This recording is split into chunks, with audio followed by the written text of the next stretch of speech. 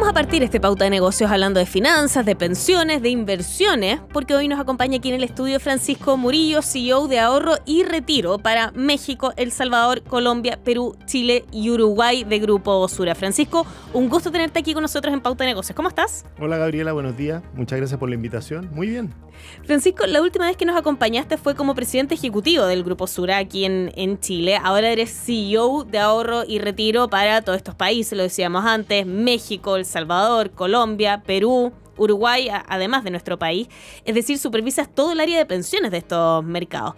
¿Qué tan comunes son los desafíos y la capacidad de enfrentarlos en estos países que son tan distintos entre sí? Bueno, los desafíos son bastante comunes y yo te diría que incluso el desafío de las pensiones hoy día es un desafío de nivel mundial. O sea, de repente nosotros nos quedamos muy en la coyuntura chilena y pensamos que estos son problemas nuestros nomás, pero el tema de la longevidad, que es un desafío, es una muy buena noticia, ¿cierto? Pero que es un tema que afecta a las pensiones y por otro lado el tema de los bajos retornos, que son tan importantes a la hora de construir capital para las pensiones, son temas que uno enfrenta en todas partes. De hecho, nosotros hoy día tenemos reformas en marcha en Colombia, en Perú, en Chile, y tuvimos reforma y ya cerrada en Uruguay y en El Salvador. México la tuvimos hace 3 o 4 años. O sea, todos los países están en reforma en algún momento. Sí, pero el espíritu de esas reformas también ha sido diferente, ¿no? Sí, es diferente. Yo diría que las aproximaciones a los problemas son distintos, los diagnósticos son diferentes. El caso, o sea, para poner un elemento muy importante que hace diferencia en los diagnósticos. En Chile nosotros tenemos una tasa de formalidad laboral de un poco más alta que el 70%.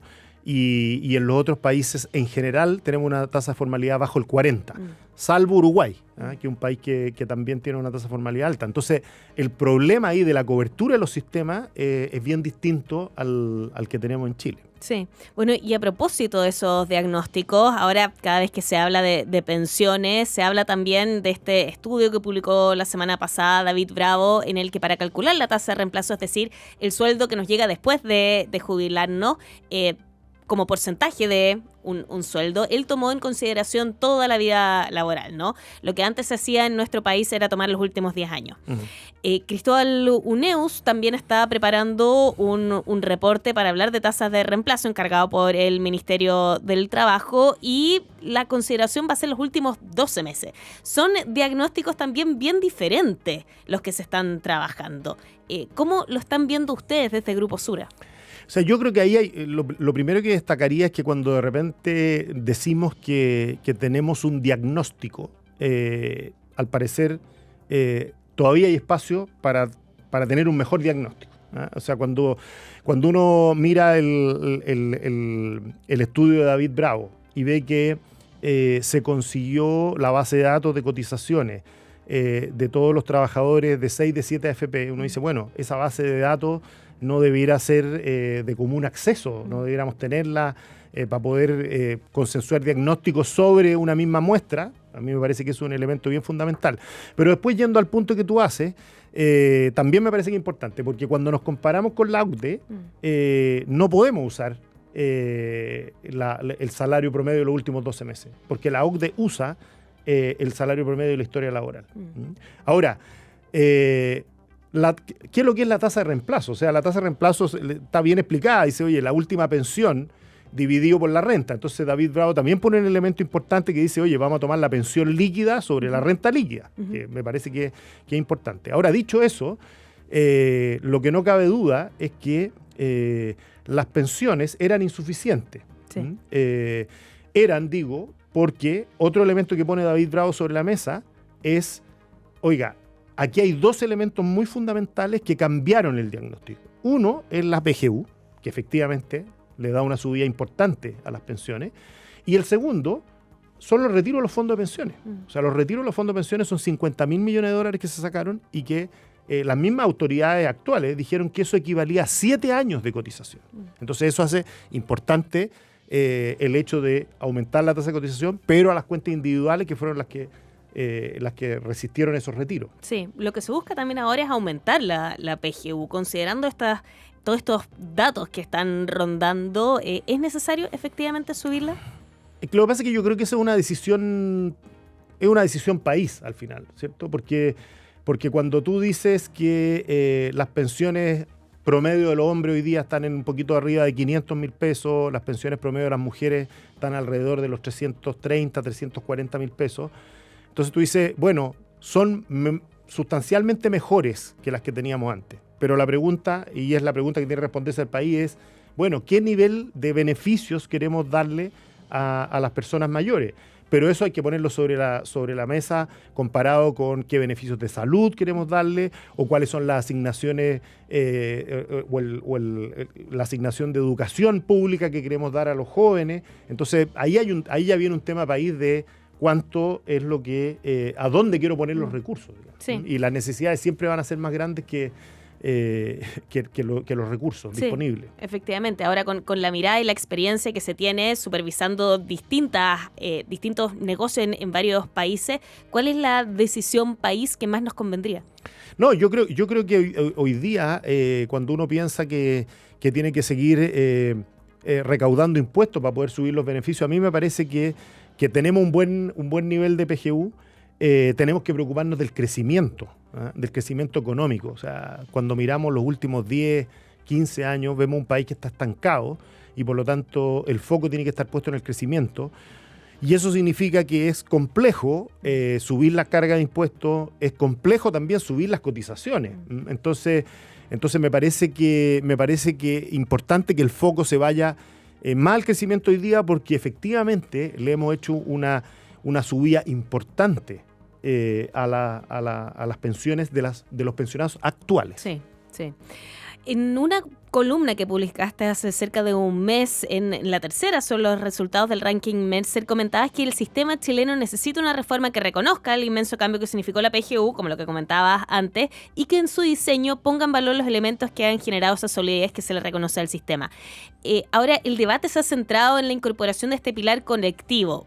¿Va en contra justamente de lo que planteabas antes? A ver, yo creo que a propósito de lo que tú dices del ranking y por qué yo también quise rescatar ese ranking, porque cuando hablamos de diagnósticos técnicos y a veces escuchamos a las autoridades incluso decir que hay que hacer diagnósticos técnicos, bueno, estas son diagnósticos técnicos. La comparación de sistemas que hace Mercer es un diagnóstico bien técnico que considera una serie de variables bastante objetivas. Entonces, no tener en cuenta lo que plantea un ranking hecho que tiene consistencia, un periodo largo, me parece a mí que es como dejar algo afuera del diagnóstico. Uh-huh. Entonces, lo que está claro es que la cotización es insuficiente. O sea, cuando nosotros nos comparamos a la OCDE, 18%, qué sé yo, y nosotros estamos en 11%, claramente hay que subir la cotización. Ahora, el destino de esa cotización, cuando uno piensa hoy día en los retiros de los fondos de pensiones y en la situación de tasas de reemplazo, tenemos que hablar de tasas de reemplazo, que están teniendo los pensionados actuales, uno dice, bueno, el destino debiera ir mayoritariamente a las cuentas individuales, porque hoy día tenemos que entrar de vuelta a eso, a ese elemento. Y después yo creo que hay otro tema que se habla poco y que es el tema de la rentabilidad. Los retornos son cada vez más bajos y un punto más de retorno es un 20% más de pensión. Entonces, algo a lo que tenemos que ponerle foco y que está totalmente fuera de la discusión. La modificación del régimen de inversión. El régimen de inversiones es un régimen que viene diseñado desde el principio, ha tenido adecuaciones, pero ahí hay una serie de cosas que hay que cambiar y que no han estado en esta conversación. Sí, bueno, ahí hay dos elementos que yo creo que son importantes profundizar. Lo primero es que decías que parte importante de la cotización tiene que ir a las cuentas de capitalización individual. ¿Parte importante o toda? Bueno, es que yo creo que eso ya es una discusión política. Me parece que lo importante es decir que el sistema, cuando uno dice el sistema tiene que ser solidario, el sistema es solidario. El sistema es solidario, ahí hay diferentes apreciaciones de cuánto es el pago que hace el Estado del porcentaje de las pensiones. David Bravo menciona unos números que yo no he tenido la oportunidad de verlo con más base, pero si uno mira el gasto en pensiones anual, más o menos el 50% viene de recursos estatales y 50% viene de recursos de cuenta individual. Entonces, tenemos un sistema que es solidario. Entonces, oiga, ¿quiere ponerle más solidaridad al sistema? Bueno, eso es una discusión política. ¿Hace falta más capitalización individual? Sin duda, nos perdimos 7 años de cotizaciones. Y digo nos perdimos 7 años de cotizaciones porque quizá el primer retiro de fondos, cuando estábamos en pandemia, cuando no se activaban los mecanismos de subsidio del Estado inicialmente, tenía razón de ser. Pero los siguientes no tenían razón de ser. Entonces, de verdad, ahí hubo una decisión que no fue responsable. ¿Tenía razón de ser aunque le echamos manos a los ahorros futuros? Es que hay que volver a pararse en esa situación. En esa situación, cuando uno dice, bueno, ¿cómo hago para llegar con ayuda rápidamente? Y ahí reivindicar un poco el rol de las AFP. Las AFP pagaron rápidamente, las AFP tenían información de sus clientes actualizada que les permitía contactarlos con rapidez. Entonces, realmente ahí cumplieron un rol que el Estado no era capaz de cumplir en ese momento.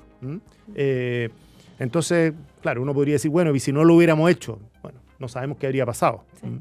Francisco, tú también mencionabas que había que mirar el régimen de inversión de las AFP porque en este minuto los retornos también son más bajos y tiene que ver con un contexto mundial, con crecimiento de la población, con una serie de factores que están ajenos en este minuto a la política local.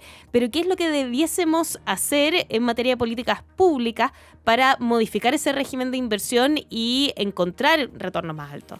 O sea, yo creo que además la gracia que tiene hacer eso es que como las pensiones es un tema político, pero este es un tema súper técnico. Entonces uno dice, bueno, ¿qué es lo que tengo que hacer? Primero tengo que modificar el régimen de inversiones.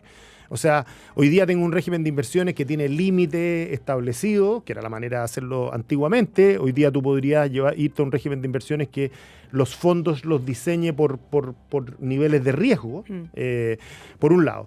Después, por otro lado, sabemos que, y estuvo en el proyecto del gobierno, está en el proyecto del gobierno, el tema de los fondos generacionales, el hecho de que no haya tanto movimiento entre unos fondos y otros, y eso permite que tú tengas una cartera invertida más mirando el largo plazo, en vez de estar pensando, en vez de tener una cartera tan líquida. Y hay un segundo elemento. Y después está el tema de los activos alternativos, o sea, cuando uno mira los fondos de pensiones internacionales, tienen 25% de sus carteras invertidas en activos alternativos. Aquí hoy día estamos en el 8% más o menos.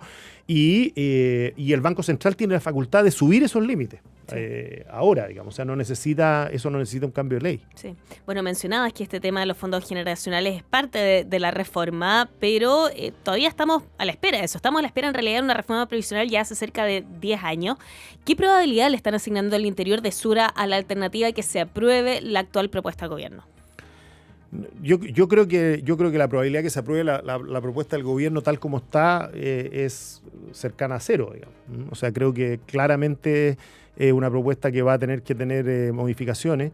Nosotros hemos tenido la experiencia de ver otras reformas y la reforma que planteó el gobierno tiene, a mi juicio, un tema muy relevante que la hace poco viable, y es que es muy fundacional. Es como cambiar las bases del sistema. Este tema de la división de la industria, cuando la industria funciona razonablemente bien, y cuando uno dice, bueno, pero la división de la industria, ¿a qué apunta? Porque las pensiones no mejoran porque dividamos la industria.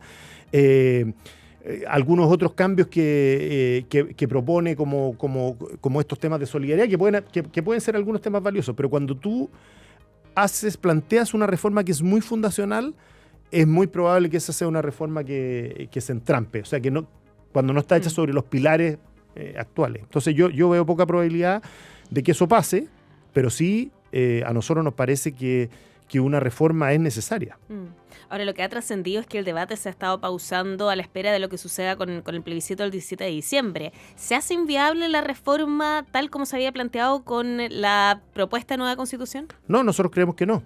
Nosotros creemos que no, y solamente hay que tener presente que hay artículos transitorios que dicen que las leyes que estén vigentes no seguirán vigentes hasta que se deroguen, digamos. Entonces no parece que haya eso. Hay una discusión con el tema de la propiedad de la cotización, sí, pero aquí se está hablando de una cotización de cargo del empleador. O sea, no parece que sea incompatible. Sí, ahora en materia de derechos previsionales, ¿esta propuesta actual establece un marco más adecuado que la que nos rige? Yo creo que es más explícito. Pero no más adecuado. O sea, es más explícito en el sentido, la Constitución actual tiene un capítulo de propiedad privada, sí, y las cuentas de capitalización individual son propiedad privada. Eso no hay discusión, digamos. Eso se puso en discusión en un momento valga la redundancia, en la discusión política. Y creo que eso es lo que generó el espacio para que aparecieran iniciativas como Con Mi Plata No es cierto? Y que hoy día entonces eso se esté como reforzando en la propuesta constitucional que viene. Ahora se ha dicho que justamente eso, esa propiedad de los ahorros que queda de manera explícita, abre la puerta a eventuales futuros retiros, a retiros del 100%. Lo que pasa es que o sea, si uno mira esa norma sola, podría decir, oiga, pero es que lo que pasa es que entonces si la plata es mía, démela. Ese era el argumento en un momento. Pero también hay que leer la norma en su conjunto. Entonces, la norma dice que esos recursos son recursos para la pensión. Y solamente podrían haber situaciones extraordinarias que lo cambiaran, como por ejemplo el tema de la pensión de alimentos. Sí. Ahora, más allá de lo que son las políticas provisionales en particular, cuando se habla de plebiscito se habla mucho, se asocia la palabra incertidumbre o certidumbre. En ese sentido, ¿le otorga un cierto nivel de certidumbre o incertidumbre el resultado del plebiscito del 17 de diciembre? Lo que pasa es que, claro, o sea, venimos desde octubre del 2019 discutiendo los temas constitucionales. No voy a explicar ese largo cronograma. Entonces, yo creo que, a ver, las dos opciones pueden generar algún nivel de certidumbre. ¿Y por qué digo las dos? O sea, me parece que el a favor, uno dice, bueno, cierra el proceso. Pero si el a favor es por poco, no sé si se va a cerrar el proceso o no. Yo creo que lo importante que tiene, por lo que se habla, es el tema del sistema político. El sistema político tiene que cambiar. O sea, cuando miramos los últimos 15 años hemos tenido gobiernos de derecha y de izquierda, y ninguno de los dos gobiernos han podido avanzar. Y eso tiene que ver con la atomización del Congreso. Y eso entonces es importante. Ahora, dicen que en la opción en contra, bueno, se plantearía esa modificación en la Constitución actual. No lo sé. Sí. Bueno, Francisco Murillo, CEO de Ahorro y Retiro de Sura para México, Salvador, Colombia, Perú, Uruguay y Chile. Muchas gracias por habernos acompañado en Pauta de Negocio. Muchas gracias a ti, Gabriela.